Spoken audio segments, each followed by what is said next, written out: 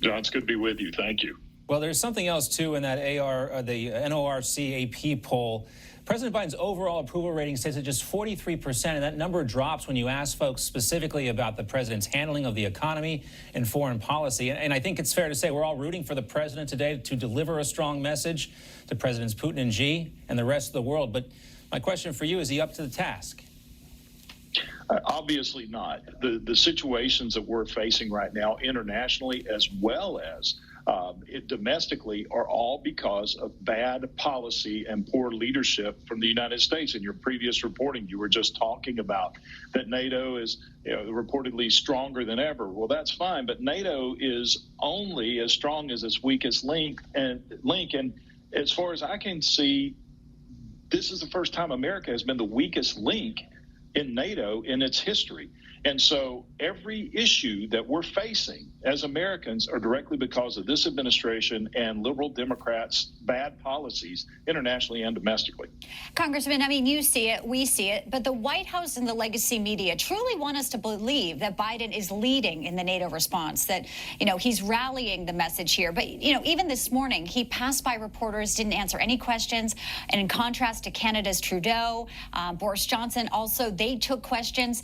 How much is it the fault of the media here also not to kind of be as honest with the American people? Because they're not buying it. The poll numbers reflect people say he lacks confidence. Yeah, just imagine where the poll numbers would be if the media would actually be honest in their reporting and not try to cover up for this administration. I mean, we're seeing it. It gets so bad that they can't even cover for him, but they still try to. And, people are feeling the effects of this administration. How much longer can we afford this administration? When you go to the gas pump, you go to the grocery store, you look at interest rates continuing to go up, and they're going to go up through the rest of the year. And the people are starting to ask, well, what is the cause of all this? Things weren't this way a year ago, 2 years ago, 3 years ago. The economy was strong, and they're beginning to see maybe it's a problem in Washington, D.C. So even beyond the national media, people are realizing they are feeling the effects of this administration in their pocketbooks and at their home. Let's also talk about the Supreme Court nominee, Ketanji Brown Jackson, and the hearings happening on Capitol Hill, Congressman. She's all but guaranteed to be confirmed as the next Supreme Court justice. Republicans, though, doing their best to take a look at her judicial philosophy. Didn't really get a lot of insight on that, but I wanted to focus specifically on this exchange between Lindsey Graham and Judge Jackson yesterday. Let's take a look. You think it is a bigger deterrent to take somebody who's on a computer looking at sexual images of children in the most disgusting way is to supervise their computer habits versus putting them in jail? No, Senator, I didn't say versus. That's exactly what you said. I think the best way to deter people from getting on a computer and viewing thousands and hundreds and over time, maybe millions, the population as a whole, of children being exploited and abused every time somebody clicks on is to put their ass in jail, not supervise their computer usage. You can see her frustration there, but again, this isn't going to stop her from attaining that seat on the bench, though. But I wanted to get your reaction to this and the way this has been portrayed. It's like, Lindsey Graham's been accused of attacking her for simply asking this question. I think a lot of people want to know the answer.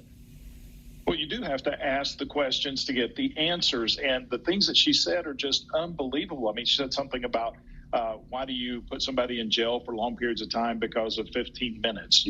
They're talking about sharing child pornography, but what about the effect it's going to have on the victim?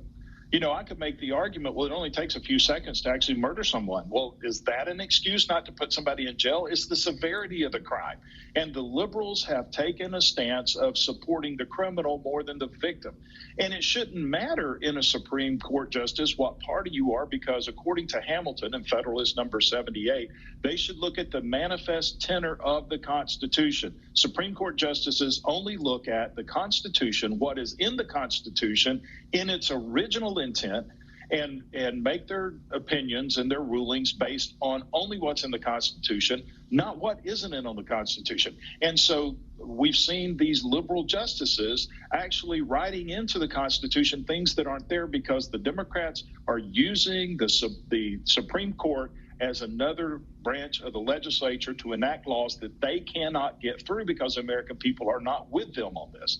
And so this should be both sides should be taking a hard look at what is your belief about your job and your role in the Supreme Court. It is not to legislate, it is to rule on the original intent of the Constitution. Period. And how about also your belief when it comes to your own gender? I mean, yesterday, Ketanji Brown Jackson admitted she was a woman during an exchange with Senator Ted Cruz, Congressman. But then Cruz asked her this follow-up. Let's listen in. If I decide right now that I'm a woman, then apparently I'm a woman. Does that mean that I would have Article 3 standing to challenge a gender-based restriction? Senator, to the extent that you are asking me about who has the ability to bring lawsuits based on gender, those kinds of issues are working their way through the courts, and I'm not able to comment on them. Sounds like she got some really good coaching when it comes to this particular topic. What do you think, Congressman? Well, it's interesting how we have heard throughout this pandemic to follow the science. We should follow the science. How about following the science now? There's two genders. There's men and there's women, period. This is something that we keep hearing, this double talk, double standard from Washington, D.C. That we find out now the only science that the Democrats have been following is political science. And so let's get back to science. Let's get back to common sense. This is what the American people care about. They're more interested in the price they're paying for fuel, the price they're paying for groceries, the security of our cities, and the stability of our nation to keep from going into World War III at this point. And all of this points right back to the Democrats and their bad policy. And all they're trying to do is to get another Supreme Court justice that will just follow this nonsensical direction that we see that the Democrats are trying to take this nation. This is something the Supreme Court should not even be discussing, is this gender bias, the transgender issue. It's science. Follow the science. Yeah, one Supreme Court justice. We don't even know about that. We couldn't get an answer on packing the court either. But Congressman, before we let you go, I wanted to ask you about the election integrity issue in Georgia. This week, Georgia's Secretary of State Brad Raffensperger gave subpoena power to secure evidence amid allegations of illegal ballot harvesting during the 2020 election. He announced in January that it would investigate a complaint submitted by the conservative monitoring group True the Vote there.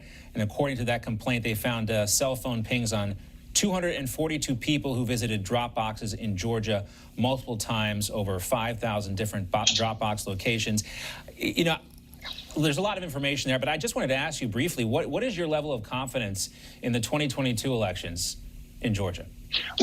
Well, it's growing, and I think I know there was a lot of mistakes made.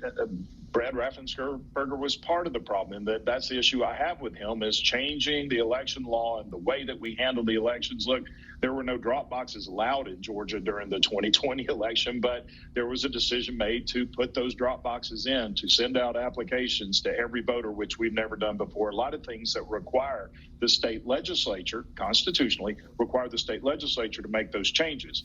So right now he's playing catch up with some things that should have never been allowed to happen. Had we not had drop boxes, you wouldn't have to be investigating it. Now, we'll give him credit as he is trying to go after these instances. Yeah. So we need to follow up. But the problem with election fraud is it is months after the election before you can even find where the fraud was. Well, you know, we're from the same part of the woods there in Georgia. You, Congressman, you know that saying, he's found religion, seemingly, Brad Raffensperger, as of late.